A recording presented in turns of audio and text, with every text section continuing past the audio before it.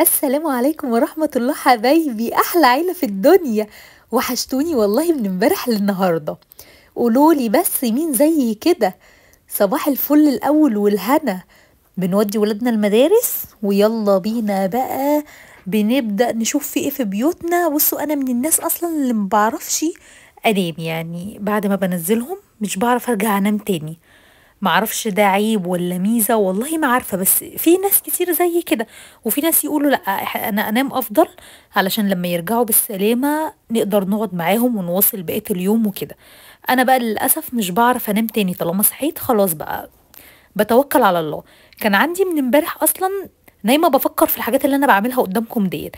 كان عندي الكراتين زي ما انتوا شفتوا، ربنا يا رب يكرم عماد ويسعد قلبه، اللهم امين. كان جايب لي الحاجات ديت. طيب عملت ايه؟ دخلتها حطيتها على الرخامة كده زي ما انتوا شايفين. مخي بقى عمال يودي ويجيب ان انا عايزه استخدمها وعايزه طيب اشيل منها ايه، طب مش عارفه ايه. في ضرفه جنبي هنا هي دي اللي انا بشيل منها الحاجه. لكن الخلاط اساسي هستخدمه طبعا. الهاند بلندر انا هستخدمها بس خليتها في كرتونتها، لما اجي استخدمها اطلعها تاني. والكبة قلت برضو افتحها كده واركبها. اصلا الكراتين بتكون في البيت بتعمل زحمة، يعني زحمة رهيبة. اي حاجة كده بتكون في الكراتين. واللي هي القطعة السوداء دي اللي انا كنت عمالة اقول لعماد ايدي وكده، طلع بتتركب فعلا تحت علشان تثبت الحلة الاستانلس. هي اللهم بارك واسعة وحلوة. انا بصراحة كان نفسي في واحدة تكون كبيرة كده. انتوا عارفين بقى بنفرم بصل كتير، بنفرم اللحمة في المفرمة، كل ده بيحتاج. فقلت يلا قبل ما ابدأ في المطبخ اروق موضوع الكراتين ده الاول، علشان طالما الدنيا بتروق كده تبصوا تلاقوا حواليكوا الدنيا راقت، تعرفوا بقى تتحركوا، يعني اعرف اتحرك. من بالليل اصلا كنت عايزة اعمل كده واشيلهم، بس بصراحة ما كنتش قادرة خالص يعني. كنت تعبانة امبارح بالليل خالص، قلت لا خلاص بقى ايه، اما اصحى الصبح ربنا يسهل. ابدا كده بقى. بفتح مثلا شبابيكي وبجيب البخور. المبخره دي كان عماد في مره بيصلي صلاه الجمعه جابها لي. تحفه يا بنات، مبخره جميله جدا جدا. بحط فيها عود البخور كده وبقفل عليها. اتمشى بقى بيها في الشقه، هنا او هنا، بدل ما ببقى ماسكه مثلا عود البخور. بصراحة أنا ما كنتش شفتها قبل كده. بحطها في المكان اللي أنا متواجدة فيه. يعني مثلا أنا ببخر المطبخ دلوقتي شوية عشان أنا قاعدة فيه. كمان شوية أخرجها بره في الريسبشن، تدي برضو ريحة وتعقيم للبيت، بتكون فظيعة. ريحة البخور في البيت بتكون حلوة قوي قوي يا بنات. الصبح بدري بقى لما صحيت كنت شلت الغسيل من على الترابيزة. أنا كنت ناشرة امبارح دورة غسيل وكده، فشلته، بس المشابك فضلت موجودة. قلت بقى يلا خلاص يلا بينا نروق بالمرة. الترابيزة دي عايزة اقول لكم نفعاني جدا جدا في المطبخ. يعني اكل عليها، اقعد احضر الاكل، غسيل طبعا اكون مسحة المفرش كويس، غسيل احط عليها الغسيل، طبق الغسيل عقبال ما بنشر. بس بصراحة نفعاني. باخد المفرش وبغسله وبعد كده هستناه ينشف وافرشها. انا من طبعي يعني بحب اعمل قطع، يعني حته حته في المطبخ. مثلا انا بدات بالجزء اللي عند الشبابيك دوت. الشبابيك دي بقى جايبه لي اضاءه بنت لذينه زي ما انتم شايفين كده. اضاءتها عاليه قوي، بس بصراحه انا حباها كده. يعني انا مبسوطه ان هي تديني اضاءه. يعني انا حاليا كده انا يعتبر مش فاتحه نور، فهي مدخله لي الاضاءه للمطبخ. مش حابه بقى احط عليها ورق او حابه احط عليها حاجه. لا، هي اضاءتها حلوه، بس هي في الكاميرا تحسوها منوره، انا اسفه ليكم، منوره شويه. بجيب بقى هنا البخاخة، صديقتي وحبيبتي. البخاخة دي اصلا زي ما وريتكم قبل كده في كذا فيديو. انا بحب دايما لما باجي انضف تكون في ايديا البخاخة دي. بحطها تلات ارباعها او اكتر والله شوية يا بنات مية. وبجيب اللي هو معطر اللي اسمه معطر فريدة ده. تمام. ده انا بجيبه وبحط سيكة عليه بمقام مثلا غطا على لتر المية ديت، وبرجها كويس. عايزة اقول لكم بتبخوها على اي حاجة، يعني بدل ما امسح بمية بس، لا انا امسح بمية بمعطر. هتعطر لي الدنيا وهتخلي الدنيا ريحتها كويسة. وهنا بقى خلاص خلصت كل حاجتي وبرجعها تاني مكانها. دي مبخرة تانية. المبخرة التانية دي بحط فيها الفحمة، وعليها بقى اللي هو البخور البودرة يا بنات، اللي هو بيبقى بخور بودرة مش العيدان. ده برضو بيبقى حلو قوي قوي. خلاص خلصت الترابيزه وخلصت الجزء ده، وكان في مشبك واقع على الارض جبته. وتمام. امبارح اصلا كان حصل معايا موقف ابن لذينه، موقف فظيع قوي. انا صحيت من النوم اصلا ونزلت، حاسه ان الميه، يعني حاسه ان ارضيه المطبخ بتلمع قوي، حاساها مرايه. عماله اقول ايه ده، في ايه، ايه ده، في ايه؟ جايه ادخل المطبخ لقيته كان غرقان ميه. كان خرطوم الغساله اتخرم وغرق لي الدنيا ميه. فخلاص بقى شلت المفرش امبارح ومسحت ارضيته، اللي هي الفرشه اللي على الارض ديت انا اصلا غسلتها. فالمطبخ اتمسح امبارح 100 مره. عايزه اقول لكم بقيت اعبي الميه بالجاروف. والحمد لله على كل شيء، ليه نصيب بقى يتشال ويتحط الحطه المعتبره دي امبارح. خلصت الجزء بقى بتاع الترابيزه، جيت قلت اروق بقى، اروق حوضي. وطبعا وقف انا كل تفكيري وكل دماغي في الجهاز اللي هو عمال طالع ترند دوت وبيطلع بخار. هموت يا بنات واستخدمه، نفسي استخدمه واشوفه ايه اللي بيحصل فيه. وانتوا عارفين ان انا يعني لما باجي بجرب الحاجه بقول بما يرضي الله فعلا هي عجباني ولا ايه. هتشوفوا دلوقتي معايا يعني لما جيت فتحته ايه اللي حصل. اخلص بس الحوض كده، مكان ما كنت عامله كوبايتين شاي الصبح وكام الازازه دول، وبغسل حوضي كويس قوي بحيث ان انا اما اجي اعمل اي حاجه تبقى الدنيا رايقه حواليا زي ما متفقين وزي ما متعودين. قولوا لي بقى مين زي كده هوت لما بيودي ولاده المدرسه بيفضل صاحي، ومين يقول لا انا نام افضل ولما يرجعوا علشان اقدر اكمل بقيه اليوم. والله يا بنات كل واحد من وجهة نظره بيكون وجهة نظره هو اللي صح. هو شايف، كل واحد شايف ممشي حياته ازاي وشايف هو قادر يعمل ايه احسن. يعني انا مثلا واحدة من الناس ممكن يجي عليا ميعاد بدري ببقى خلاص عايزة انام مش قادرة. في حد تاني لا، مثلا انا يعني انام علشان اقدر بالليل اقدر اسهر. فده بيكون ده الاختلاف.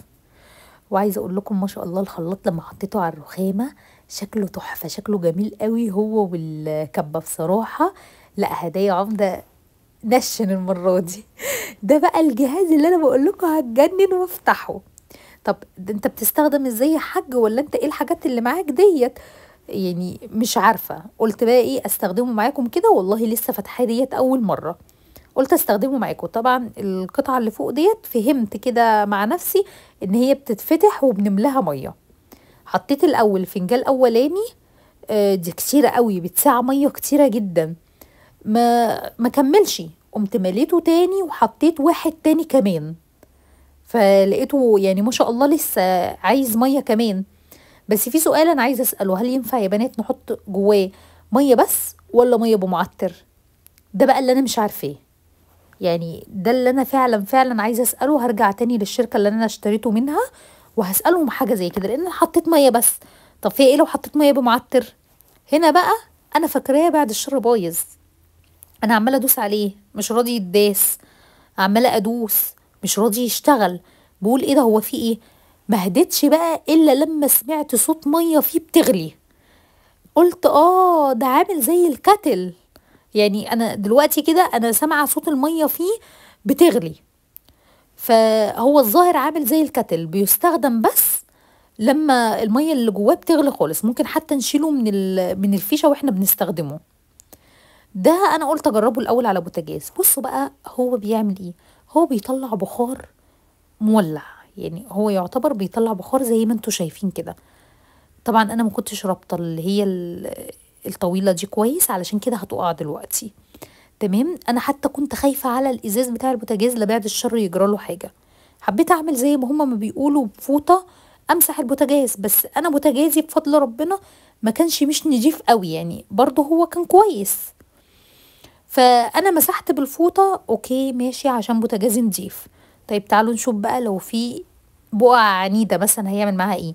بس هو في التعقيم كويس جدا، يعني انا عاجبني قوي قوي هو في التعقيم. يعني لو عايزه فعلا اعقم مكان، البخار ده في حد ذاته رهيب. يا سلام بقى لو البخار ده كمان طالع بخار معطر. هسأل بقول لكم برضو الشركة وهرجع اعرفكم الشركة قالت لي ايه. لا كان في شوية حاجات في البوتاجاز بصراحة هو طلعها بالفوطة بس. بالفوطه بس. يعني انا مش انا زي ما انتم شايفين اهو مش ماسكه ليفه ولا اي حاجه. وهنا كمان هقرب لكم بقى عن قرب علشان تشوفوا. هنا بصوا ده اللي انا بقول لكم عليه، وقعت اهي. كده بقى افضل بكتير، لانها كانت بصراحه بتطلع من الجنب معرفش ليه والكلام دوت. يعني كده افضل عندي بكتير جدا. ما تركبوش في اي قطعه لو هتعملوا البوتاجاز. البخار اللي طالع دوت بيعقم وبينضف، لا ممتاز جدا. بس اللي ضايقني حاجه واحده، زي ما انتم شايفين في بقعه هنا ورا اللي هي اللي انا ببخها حالا دي، بخيت عليها كتير وبمشي عليها بالفوطه. هم بيقولوا امشي بالفوطه بس من غير ولا سلكه ولا اي حاجه، بس ما طلعتش. لا هو محتاج اني امشي عليها بسلكه برضو، او بعد ما انضف الحاجه اعقم بيها. يعني بعد ما انضف الحاجه ابدا بقى خلاص غسلت بوتاجازي اعقمه بالبخار. هو ده فكرته الظاهر.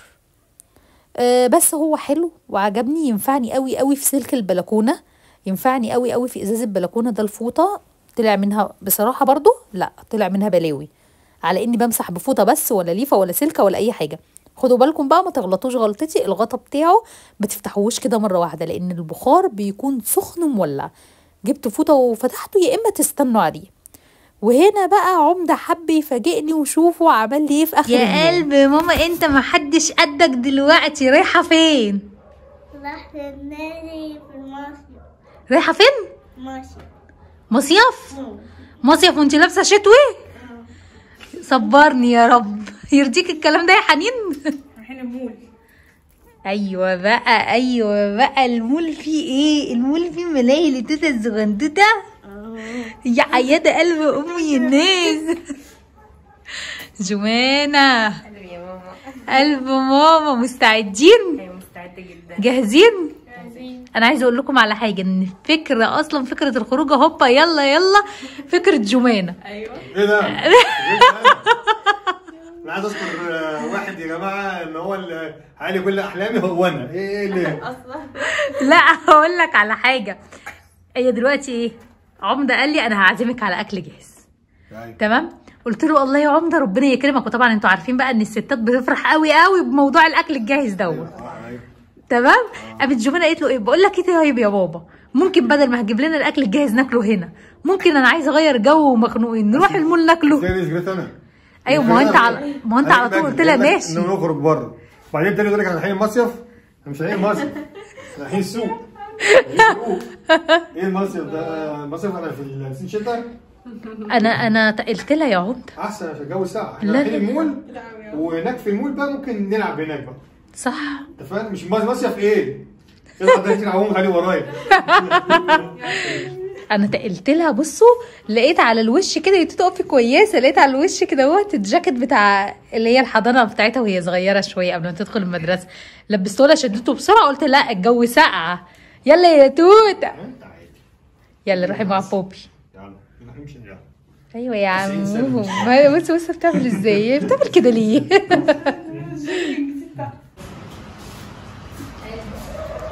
يلا يا توته. توته فرحانه ومستغربه في نفس الوقت ان هي مش شتويه. يعني عايزه تقول لك وانا ليه لابسه شتوي؟ عشان خايفه عليكي يا توته والله يا حبيب ماما. اصل لسه البلوزه خفيفه قوي. ايوه خفيفه ونص كم كده، والجو لا الجو بدا يبقى فيه لسعه. يعني انا عايزه البسها الطقم الخريفي، بس بقول لا مش وقته، بقول اصبر شويه. يعني استنى كده اسبوع كده ولا حاجه، عشان انا لو لبست الخريفي اللي هو اللي بكم مش هقلع تاني خلاص بقى. وقولوا لي انتوا برضو بداتوا امتى وكده. انا الخريفي عن نفسي قلت كمان اسبوع كده اقوم ملبساها الخريفي، واحده واحده نقوم ملبسين الشتاء. بصي اقول لك على حاجه، هو في الخروج بلبس خلاص، فانا كده هلبس بقى جواكت لو احنا خارجين بالليل زي كده. لكن انا اقصد بقى في البيت اقوم ملبسه الخريفي بدايه من الاسبوع الجاي خلاص. ايوه صح. الجو فيه لسعه قوي، واقفلوا المراوح اقفلوا المراوح. لا ايوه لا توته. انا قلت انا صار كتير. تعالي كده. انا معايا. بصي.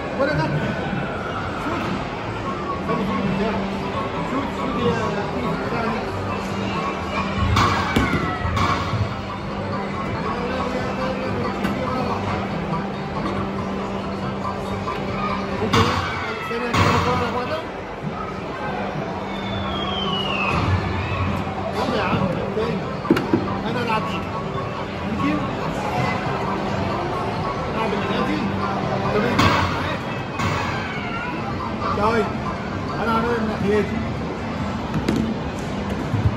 برافو يا توت. برافو برافو هتيجي اهي. واو برافو توته شطوره. العب واحده انا بقى. ممكن؟ ادي لبابا يلعب واحده يا توت.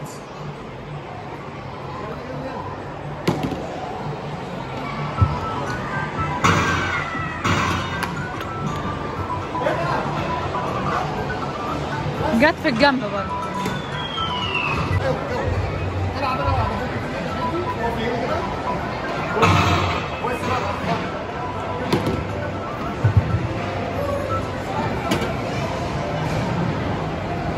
يا لهوي دي حدفك على الجنب برضه. اوبا فين حاسس ان نسيت فين ايه؟ ايه العسل دي؟ اوه دي بساط قوي بقى. بتيجي بقى ايه حاجات اكبر. ادينا حاجه ثانيه. بديها مراحل اصعب يا عم. ارمي. يلا يا توتش برافو عليكي. احدفيها في النص يا توته مش على الجنب. بابا بيحاول يحودها. حلوه حلوه حلوه مش وحش. حلوه والله. دور 2 ما هو دور مش عايزه تلعبك. اه الدودة فيه بركة. ايوه يلا يا دودة بالراحة في النص. ايوه يا معلم برافو. برافو عليك يا توت. شطوره يا توته. هتوقعهم كلهم دي ان شاء الله. برافو. ايوه شطوره يا توته.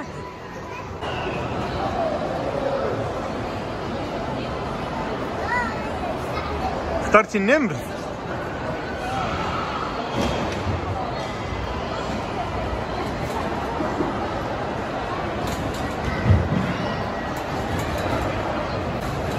واو باي يا قلبي.